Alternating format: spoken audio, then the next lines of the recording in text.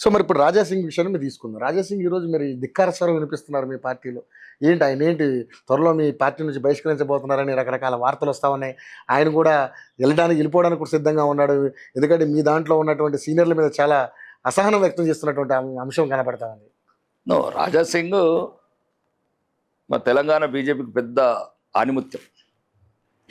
అంటే ఆనిముత్యం అంటే ఏ రకమైన అవర్ ఫైటర్ ఫైటర్. తెలంగాణ అసెంబ్లీలో భారతీయ జనతా పార్టీ ఉనికి నిలిపిండి ఆయన ఒక్కడు, ఒక్క మగాడు. మరి ఎందుకు ఒక మగాడు పక్కన పెట్టలేదు. చిన్న చిన్న సంఘటనలు ఉంటాయి. అదేదో దానికి మరి అతను చెప్పిన వాళ్ళకి ఇచ్చినమని వీళ్ళు అంటున్నారు. చిన్న ఒక అధ్యక్షుడి విషయంలో చిన్న చిన్న కలతలు వచ్చినాయి. ఆ నియోజకవర్గానికి ప్రాధాన్యత లేదంటున్నాడు. ఇవ్వలేదండి. నియోజకవర్గం కాదు, తెలంగాణ ప్రాధాన్యత ఇవ్వాల్సిన సీనియర్ నాయకుడు ఆయన. నియోజకవర్గం కాదు, ఎవరు కాదనుకున్నా. మరి 3 సార్లు ఎమ్మెల్యే. అవును. కిషన్ రెడ్డి లాంటి కేంద్ర మంత్రి ఓడిపోయిన టైంలో కూడా గెలిచిండు ఆయన. గ్రేట్. మరి ఎందుకు అటువంటి ఆయన మీద అంతకుముందు సోకాస్ నోట్లు ఇచ్చారు, కొన్ని రోజులు పార్టీని సస్పెండ్ చేశారు, ఏంటి ఎందుకు జరుగుతున్నాయి? కొన్ని పార్టీ లైన్స్ ఉంటాయండి. మనకు నేను కూడా ఎన్ని రకాలుగా మాట్లాడినా పార్టీ లైన్లోనే ఉంటాను. అంటే కొన్నిసార్లు అతను కొద్దిగా పాపం అనుకోకుండా ఏదైనా సమస్య వచ్చినప్పుడు శత్రువులు కూడా ఉంటారు కదా, అట్లాంటి మంచి నాయకులని పార్టీలో కూడా కొద్దిగా ఇబ్బందికరంగానే ఉంటాయి పరిస్థితులు. అంటే కాబట్టి కొద్దిగా ఇబ్బంది పెట్టడానికి ప్రయత్నం చేస్తారు శత్రువులు పార్టీలు ఉండాలి. దాన్ని మాలాంటి వాళ్ళం ఎప్పుడు కూడా రాజాబాయిని మేము కోల్పోము, రాజాబాయిని ఎటు పంపించుకోము. రాజాబాయి మాకు స్ఫూర్తి, ఆదర్శము, మాకు మంచి ఒక స్ఫూర్తి నింపిన నాయకుడు తెలంగాణలో. మనకు బహిరంగంగా చెప్తున్నా ఒక్క మగాడని. 2018లో గెలిచిన ఒక్క మగాడు. చెప్పండి, దీనికి కాదని ఎవరంటారు? ఆ రోజు అతను లేకపోతే జీరో మేము. కాబట్టి రాజాబాయి ఈజ్ రాజాబాయి అంతే. ఆయన భారతీయ జనతా పార్టీ తెలంగాణకు దొరికిన ఒక అపురూపమైన బహుమతి, దేవుడిచ్చిన బహుమతి. ఓకే. సో ఎంత కాదనుకున్నప్పుడు ఆయన వెనకేసుకు రావాలి, తప్పదు. మా పార్టీలో ఉన్నాడు. నాకు మంచి స్నేహితుడు, నాకు మంచి స్నేహితుడు, మంచి ఆదర్శం, మంచి భావజాలం ఉన్నవాడు, ఈ దేశాన్ని కాపాడాలనుకుంటున్నవాడు, రామరాజ్యం రావాలనుకుంటున్నవాడు. రామరాజ్యం రావాలనుకున్న రాముడు ఉండాలి, కానీ రాక్షసులు కావాలనుకున్న రాక్షసులు కానీ మా రాముడి గురించి కొట్లాడుతాం మేము. ఓకే. సో ఇప్పుడు నిజంగానే చూసుకుంటే మరి మీ పార్టీలో అధ్యక్షుడు రేసులో దాదాపు చాలామంది ఉన్నారు.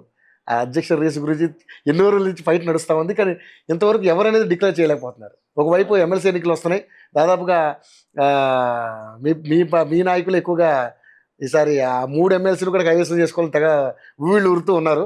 ఈ ఎఫెక్ట్ రేపొద్దున జనరల్ ఎలక్షన్లో కూడా గట్టిగా ఫైట్ చేయాలనుకుంటున్నారు. కాబట్టి ఏంటి మీ ప్లాన్ ఏంటి అసలు? ప్లాన్ ఏం లేదండి. ఇప్పుడు ఈ ఫామ్ హౌస్ పార్టీలో లేకపోతే ఫ్యామిలీ పార్టీలో కావు, మీరు గమనించాల్సింది జర్నలిస్టులు. ఫామ్ హౌస్ పార్టీలు వేరు, ఫ్యామిలీ పార్టీలు వేరు.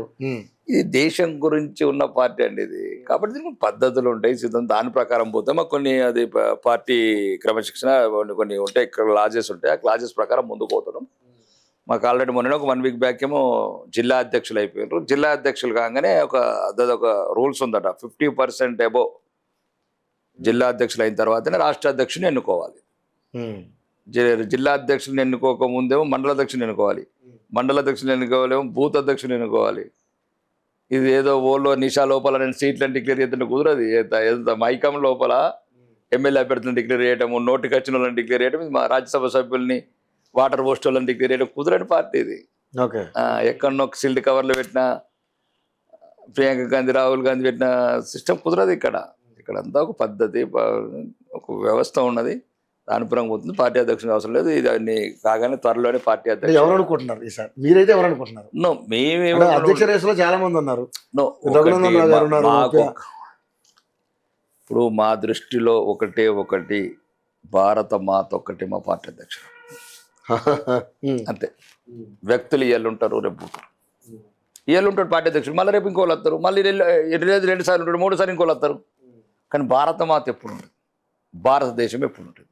ఈ రెండుటి గురించి మేము మీ ఒపీనియన్ ఏంటి? ఎవరైతే బాగుంటుంది అనుకుంటున్నారు? ఒక లీడర్ అదే ఇప్పుడు అట్లా 5 ఉన్నారు. డికే అరుణ గారు, తర్వాత రఘునందన్ రావు గారు, తర్వాత ఆయన ఎవరు మన అరవింద్ గారు, తర్వాత ఈటల రాజేందర్ గారు. అంటే 5గురికి ఎవరికి ఉన్న ప్రత్యేకత వాళ్ళకు ఉన్నది ఉంది. కానీ మీరైతే ఇప్పుడు నేను అంత పెద్ద స్థాయి నాయకుని కాదు. 40-50 సంవత్సరాల నుంచి పార్టీలో పనిచేసిన సీనియర్ నాయకులు ఉన్నారు. సీనియర్ నాయకుడు కాబట్టి అడుగుతున్నారు సార్ మిమ్మల్ని. సీనియర్ నాయకులు వాళ్ళ ఉద్దేశం ఏ క్వాలిటీ చూస్తారు అంటే మీనింగ్ రఘునందన్ రావులో ఉన్న ఇంటలెక్చువాలిటీ చూస్తారా, అరవింద్లో ఉన్న ఒక అగ్రెసివ్నెస్ చూస్తారా?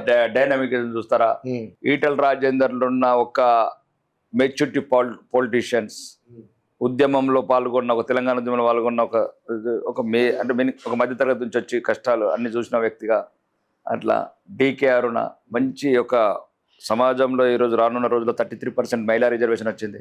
మేము మహిళలను కూడా ఎంకరేజ్ చేయాలి. అంటే ఇప్పుడు అట్లాంటి టైంలో ఒక మహిళా నాయకురాలు, సీనియర్ నాయకురాలు, ఒక మచ్చలేని నాయకురాలు, వాగ్దాటి ఉన్న ఒక రాణి రుద్రమదేవిలాగా ఉన్న డీకే అరుణ, ఇవన్నీ ఎవరికి ఉన్న ప్రత్యేకతలు వాళ్ళకు ఉన్నాయి. అయితే పార్టీ ఏ రకంగా తీసుకుంటుంది? అది రాణి రుద్రమదేవి కావాలనుకుంటేనేమో అరుణక్కని తీసుకుంటాం. లేదు, ఎంత గంటల కొద్ది మాట్లాడినా ప్రజల్ని ఒక ఆలోచింపజేసే నాయకుడు కావాలనుకున్నప్పుడు రఘునందన్ రావు తీసుకుంటాం. ఓకే. ధాటిగా ఎదుర్కోగల సత్తా, ఎవరినైనా లెక్క చేయని అంటే అరవింద్ని ఎన్నుకుంటాము. కాదు, ఒక సౌమ్యుడు, తెలంగాణ రాజకీయాల్లో కొద్ది మెచ్యూరిటీ పొలిటీషియన్, మంత్రిగా అనుభవం ఉంది, ఉద్యమకారుడిగా అనుభవం ఉంది, అట్లా. ఓకే. అంటే ఎవరైనా తక్కువ లేరు. అవును. నేను అనేది అది నా ఉద్దేశం అది. కాబట్టి మాకు ఎవరైనా ఒకటే. ఓకే.